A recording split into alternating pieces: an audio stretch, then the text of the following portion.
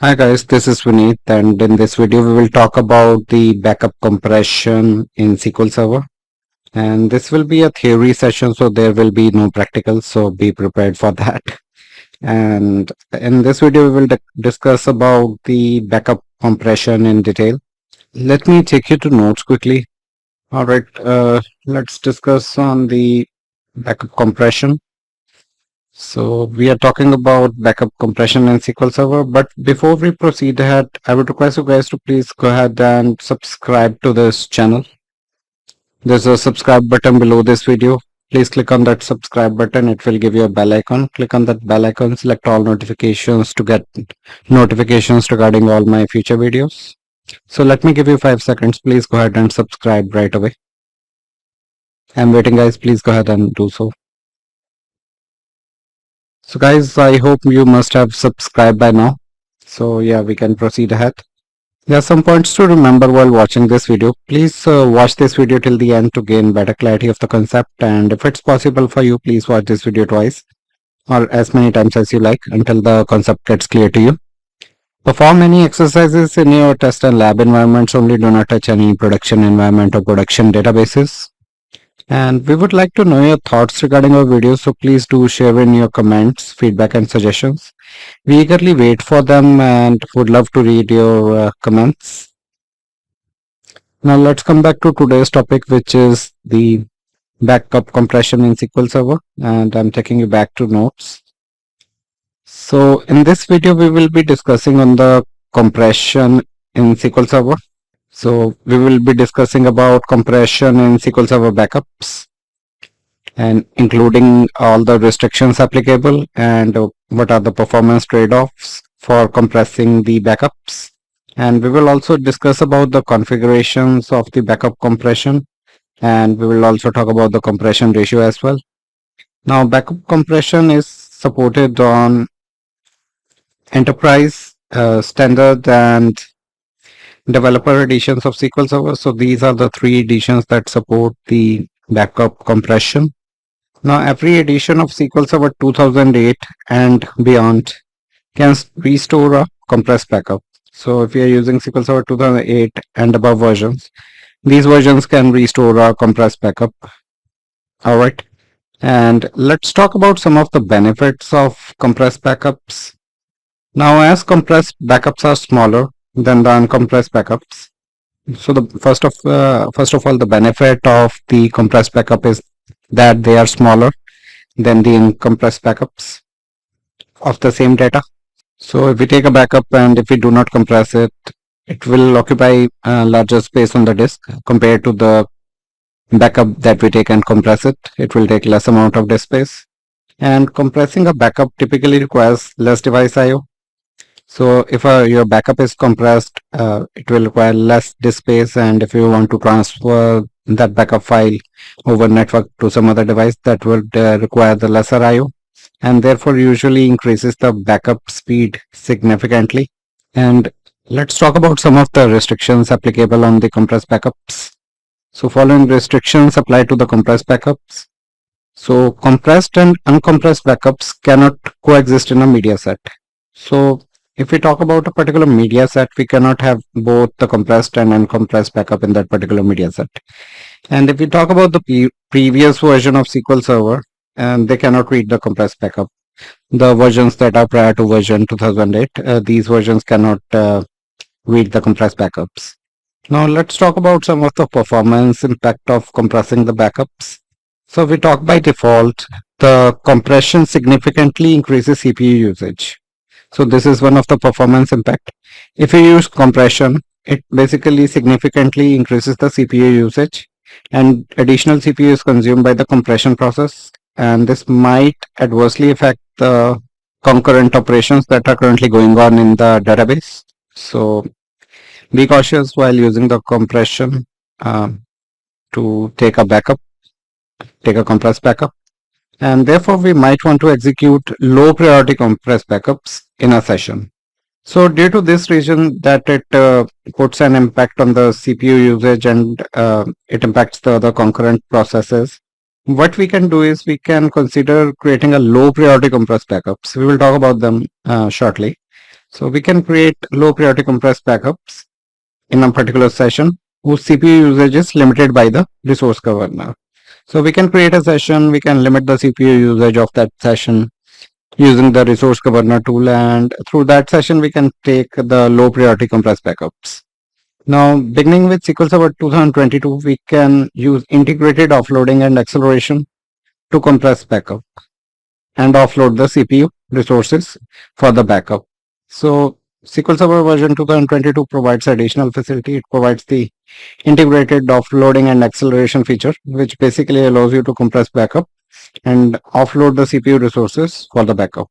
Now, to obtain a good picture of your backup I/O performance, you can isolate the backup I/O to or from devices by evaluating the sorts of performance counters. So, if you want to evaluate the backup I/O performance, so in order to evaluate this performance, we should isolate the device on which we are taking the backups so that it can gives us the correct measurements of this metrics that we are taking for backup I/O performance. We should keep taking backups on a separate storage altogether. So let's talk about some of the performance counter that we can use to monitor the backup I/O performance. We can use the Windows I/O performance counter, and some of these counters are physical disk counters. We can use any of the physical disk counter to evaluate the Windows I/O performance or backup I/O performance. And we can use another counter, which is device throughput bytes per second. So this is the counter, device throughput bytes per second. And this is the counter provided by the SQL Server backup device object. So on the system where the SQL Server is installed, we will be able to find this object, the backup SQL Server backup device object, and this device object provides us a counter, which is device throughput bytes per second counter, to measure the backup I/O performance. And next counter we can use is the backup restore throughput per second counter of SQL Server databases object. So these are three main counters that we can use to measure the backup I/O performance. Now let me show you how you can calculate the compression ratio of a compressed backup. And to calculate the compression ratio of a backup, use the values for the backup in the backup size and compressed backup size columns of the backup set history table. So whatever backups you take in the system, the history is maintained. So the ratio can be calculated by taking an average of backup size divided by compressed backup size. These two are the columns available in that history table. And if you get a performance leap of like, if you get a 3:1 compression ratio, we get a 3:1 performance compression ratio. It basically indicates that you are saving about 66% on a disk space. And to query in these columns, you can use the following T-SQL statement. So let me query this, run this query against the MSDB backup set. So this contains the history information or information about all the backup sets in the system. So let me quickly take a quick at SQL Server system. Alright, so SQL Server is up and running. Let me connect to a default instance of SQL Server. So the database which we have to query is the MSDB database, which is a system database. You can find that under the system databases section. And let's pick up MSDB and trigger a new query against that database. So what was the table? Let me quickly check. So MSDB backup set is the table. So backup set is the actual table. MSDB is the database. Let's open up SQL Server and let's for now run a query. Select star from backup set. So this is the table against which we can make a query. So this table has two columns. So it gives information about whatever backups we had taken in the system. So it has a backup set ID for each and every backup, and here it is showing for which database you have taken the backup. So here we have taken AdventureWorks 2022 full database backup. There are two columns we are interested in. First one is the backup compress size, and the second column we can take is what's mentioned in there, the backup size. So backup size and backup compress size. So let me take them in the initial. So backup size is the first one, and backup compress size is the another one. Compress backup size. All right. So let's try to read these columns. So these are the values for these columns. And let's take the name of the database. So this table basically shows us whatever backups we had taken in the past. So let's take where the database name is not null, the name is not null. Let's try to take those databases. Is not null, we can specify. So let's execute this query and we'll get the databases which are not null, and these are some of the databases for which we had taken the backups, and this is the backup size and this is the compressed backup size column.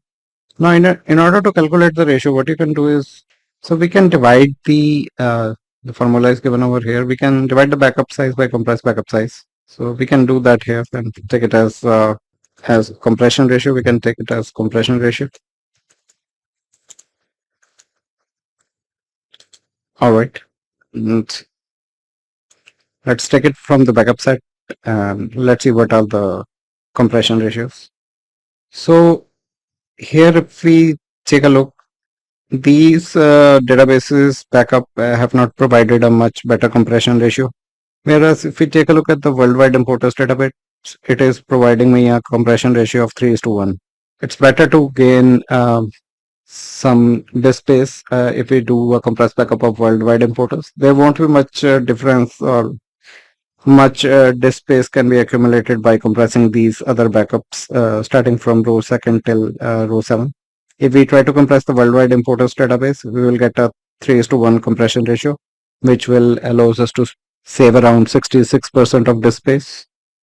Let's go back to notes. So this is the formula that you can use against the MSDB backup set table to get the compression ratio.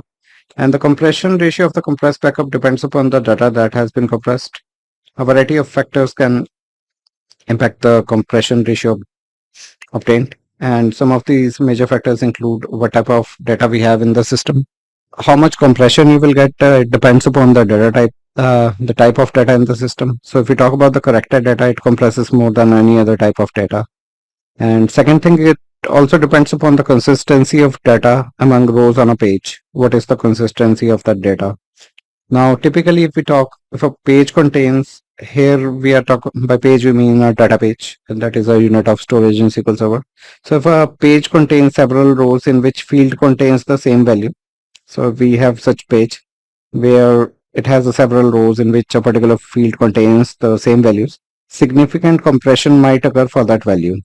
And in contrast, if we talk about a database that contains random data or that contains one large row per page, a compressed backup would almost as large as an uncompressed backup. Now, it also depends upon whether we can gain any disk space by compressing the backup. It depends upon whether the data is encrypted. Now, encrypted data compresses significantly less than equivalent to unencrypted data. So, for example, if a data is encrypted at the column level with always encrypted or with other application level encryption, compressing backups might not reduce the size significantly. So guys, in this paragraph, we are talking that if your data is encrypted, you won't gain much by compressing that particular encrypted database backup. All right. So even if you compress it, you won't get much disk space. Now another factor. Let's talk about another factor, which is whether your database is compressed. So if your database is already compressed, compressing it again will not give you much benefit or won't give you much space. So if your database is compressed, compressing backups might not reduce their size by much, if at all. Now, let's talk about the backup compression with the transparent data encryption. Now, if we talk about starting with SQL Server version 2016, so keep in mind that we are talking about the versions that are starting SQL Server version 2016.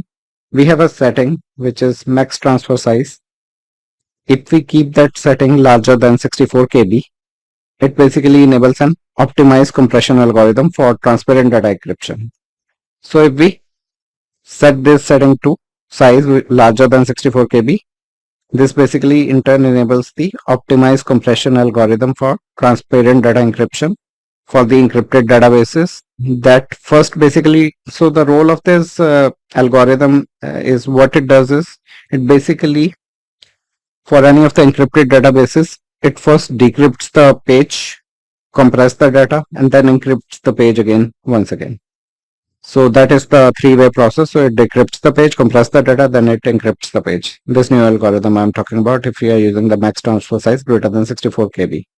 If max transfer size, if you don't specify the value of the max transfer size, if the value is not specified, or if the max transfer size equal to 64 KB is used. So we are talking about both this condition. In case we don't specify the value for this setting, or in case we specify the value of this setting as 64 KB, backup compression with TD encrypted databases directly compresses the encrypted pages.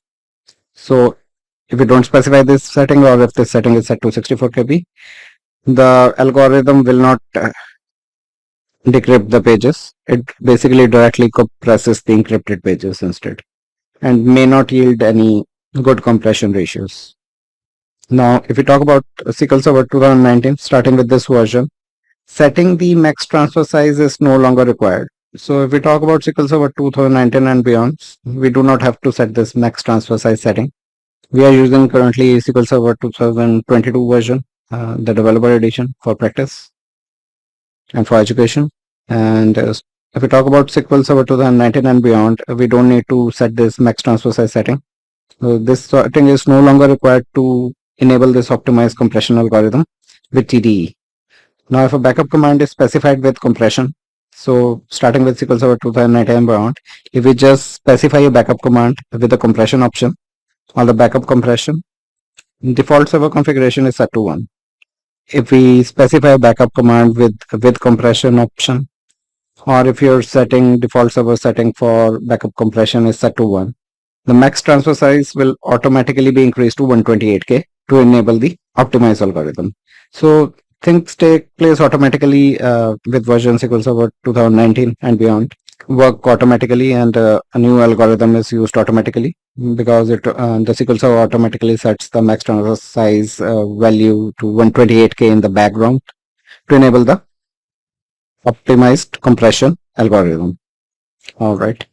Now, if the max transfer size is specified on the backup command with a value greater than 64K, so if we specify the command with max transfer size greater than 64K, the provided value will be honored.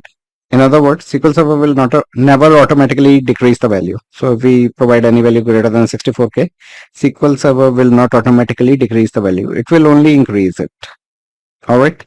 And if you need to backup at TD encrypted databases with max transfer size equal to 64K, you must specify with no compression. So specifying max transfer size equal to 64K, it is equivalent to taking a backup with no compression. So there is no need to specify such setting, max transfer size equal to 64K, because it will not yield you any benefits. So basically we use no compression to ensure that backup compression default server configuration is set to 0. Now let's talk about the allocation of space for the backup file. And if we talk about the compressed backups, the size of the final backup file depends upon how compressible the data is. So if we talk about the compressed backup, the final backups, the size of the final backup file will depend upon how your data is compressible. And this is unknown before the backup operation is complete, right? And therefore, by default, when backing up a database using the compression, the database engine uses a pre-allocation algorithm for the backup file. All right, so we cannot determine the space required by the compressed database backup file in advance. So due to that, the database engine uses a pre-allocation algorithm for the backup file. So it pre-allocates some space using some of the algorithm, and this algorithm basically pre-allocates a predefined percentage of the size of the database for the backup file. So it takes percentage of some percentage of a database file. This algorithm pre-allocates some disk space for taking backup, which depends upon the percentage of the size of the database for the backup file. And if more space is required during the backup operation, so in case that space which was initially pre-allocated gets filled up, and if more space is required during the backup operation, the database engine grows the file automatically. And if the final size is less than the allocated space, so we are talking about another scenario here. So if the final size of the file is less than the allocated space which was allocated by the algorithm, at the end of the backup operation, the database engine automatically shrinks the actual file to the final size of the backup. So database engine automatically shrinks the file after the end of the backup is done and set it to the actual final size. Now, to allow the backup file to grow only as needed to reach its final size. Use the trace flag of 3042.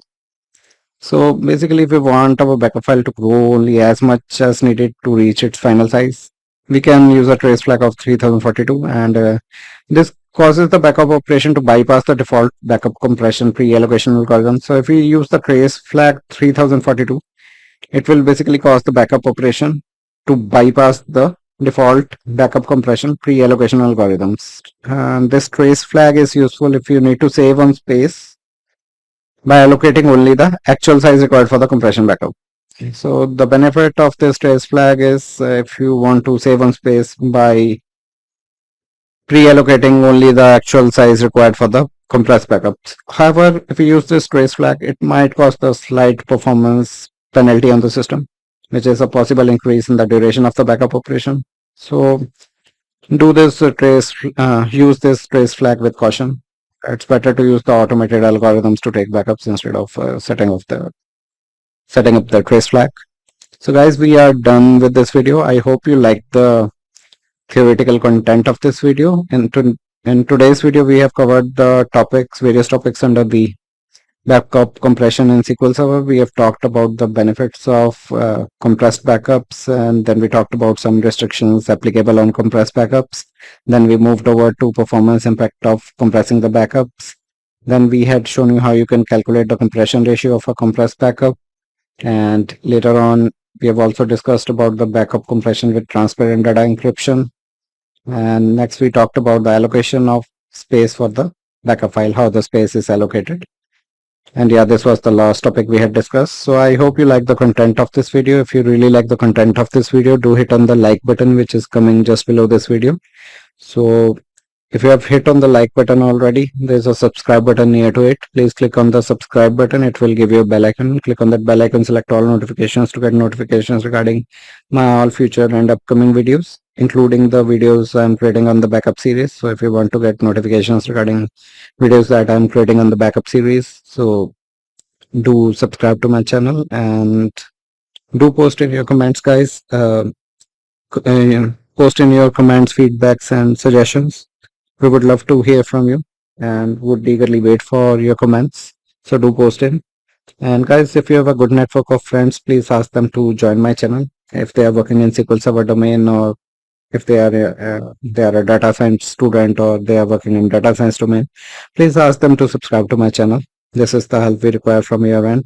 And also guys, you can share my videos with them as well. There's a share button that comes below each and every video in YouTube. So you can use that share button to share my videos with your friends over any of the social media platforms. Help us here, guys. And I thank you so much for your time on this video today, guys. And you have a wonderful day ahead. Thank you.